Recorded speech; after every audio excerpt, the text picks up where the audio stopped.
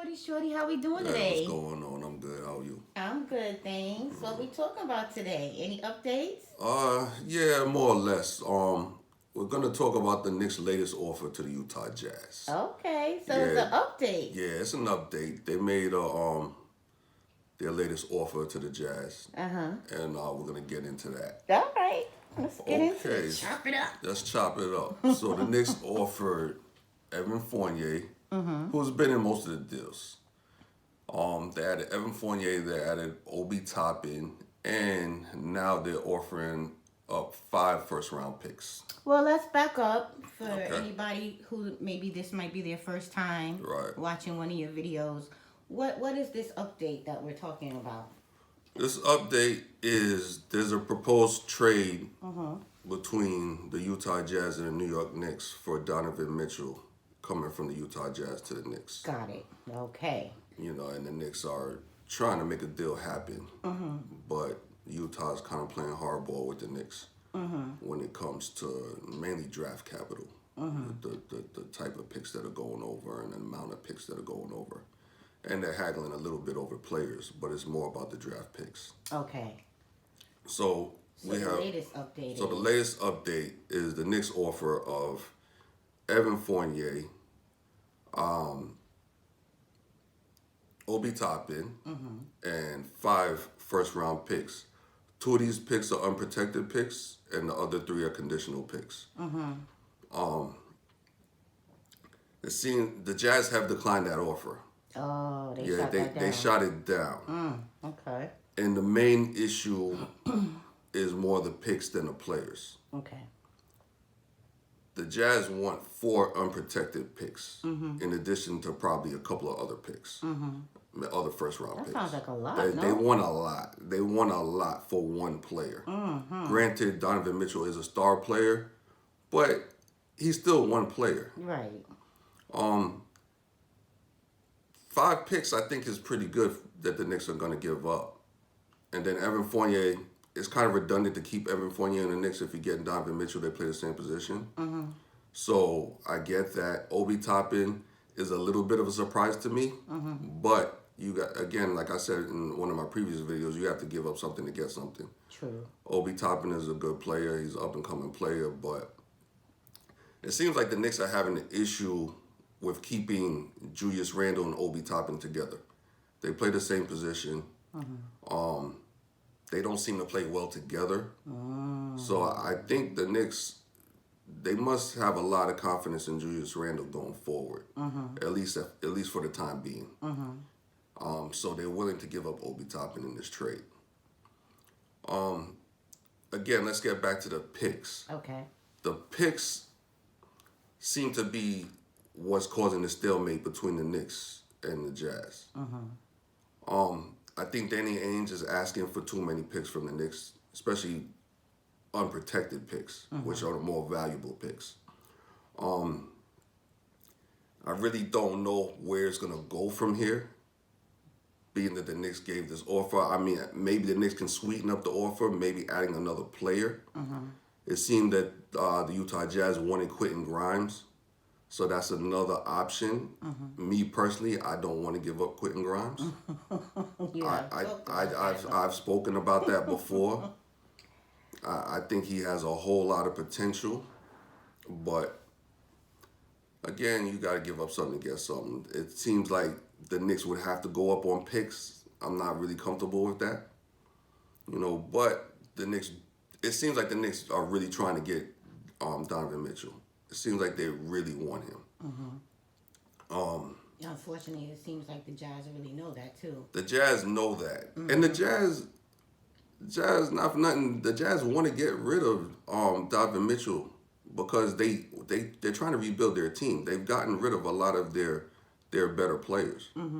So it seems that they're trying to start over from scratch. Okay. So keeping Donovan Mitchell doesn't really work for their strategy because they'll win games with him. It seems like they're trying to lose to get better picks in the draft. Got it.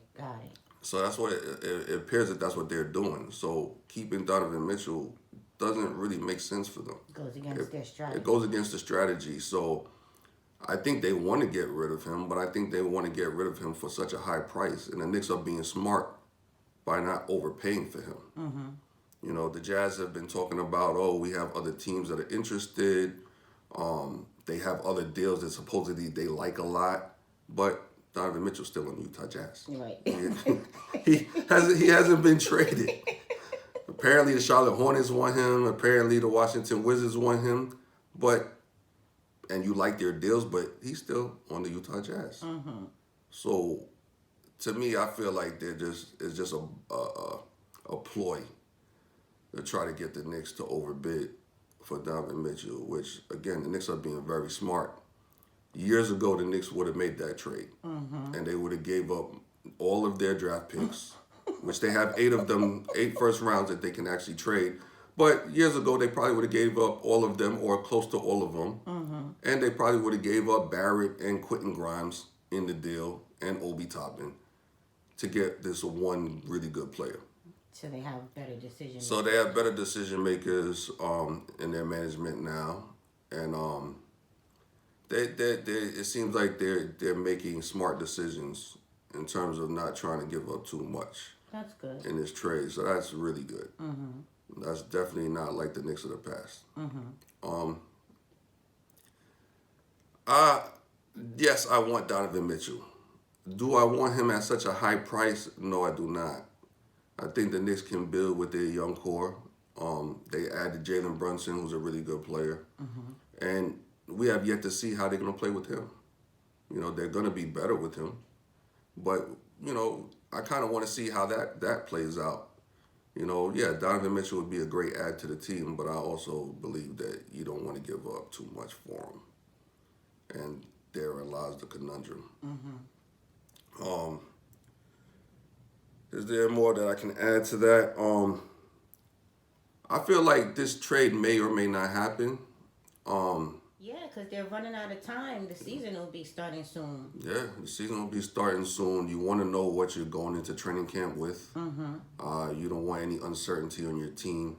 You don't want players thinking they might get traded. You know, you don't want that type of confusion on your team. It's a big distraction. They kind of want to know what you're going into training camp with and not have this, you know, over the organization's head.